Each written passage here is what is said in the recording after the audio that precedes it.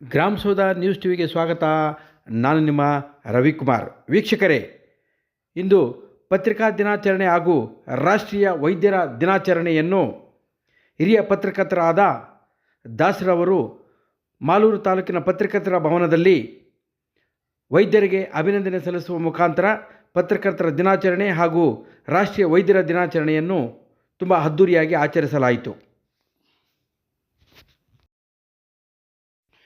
ಮಾಲೂರಿನಿಂದ ಟೇಕಲ್ಗೆ ಹೋಗುವ ಸರ್ಕಲ್ಲಿನಲ್ಲಿ ಹೊಸೂರು ಮೂಲದ ವ್ಯಕ್ತಿಯ ಕಾರು ಅಪಘಾತ, ಯಾವುದೇ ಪ್ರಾಣಾಪಾಯವಿಲ್ಲದೆ ಪಾರು.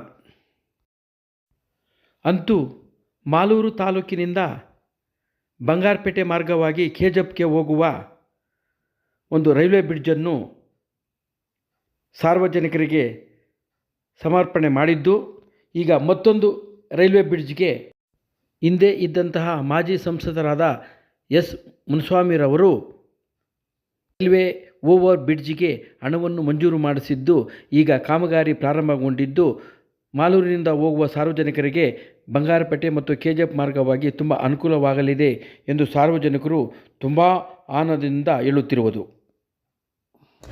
ಯಾರು ಮೋದಿಯವರು? ಹೌದೌದು, ಮೋದಿ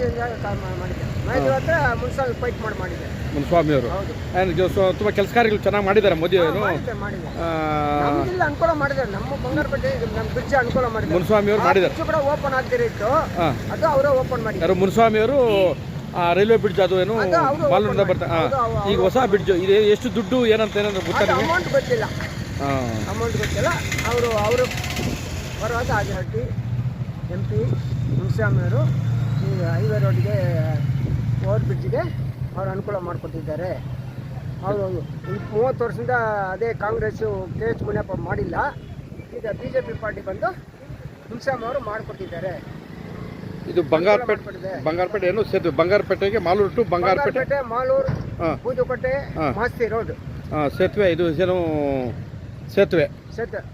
ರೈಲ್ವೆ ಅದು ಓವರ್ ಬ್ರಿಡ್ಜ್. ಹೌದು, ರೈಲ್ವೆ ಪಬ್ಲಿಕ್ ಓವರ್ ಬ್ರಿಡ್ಜ್. ಎಷ್ಟು ವರ್ಷಗಳಿಂದ ಇದು? 30 ವರ್ಷದಿಂದ ಇಲ್ಲ. 30 ವರ್ಷದಿಂದ ಬ್ರಿಡ್ಜ್ ಇಲ್ಲ. ಈಗ ಮುನ್ಸ್ವಾಮಿ 5 ವರ್ಷ ಬಂದಮೇಲೆ ಈ ಬ್ರಿಡ್ಜ್ ಬಂದು ಅವರು ಪೈಪ್. ಸಾರ್ವಜನಿಕರು 30 ವರ್ಷಗಳಿಂದ ನೆನೆಗುದಿಗೆ ಬಿದ್ದಿದ್ದ ಒಂದು ಸಾರ್ವಜನಿಕ ರೈಲ್ವೆ ಬ್ರಿಡ್ಜನ್ನು ಮುನಿಸ್ವಾಮಿಯವರು ಮಾಡಿಸಿದ್ದಾರೆ ಎಂದು ಎದೆ ತಟ್ಟುವ ಮುಖಾಂತರ ಹೇಳುತ್ತಿದ್ದು, ಇದು ಸುಮಾರು ಲಕ್ಷಾಂತರ ಜನಕ್ಕೆ ಅನುಕೂಲವಾಗಲಿದೆ ಎಂದು ಗ್ರಾಮಸೌಧ ನ್ಯೂಸ್ ಟಿವಿ ವರದಿ ಮಾಡುತ್ತಿದೆ. ವಂದನೆಗಳು ವೀಕ್ಷಕ ಪ್ರಭುಗಳೇ.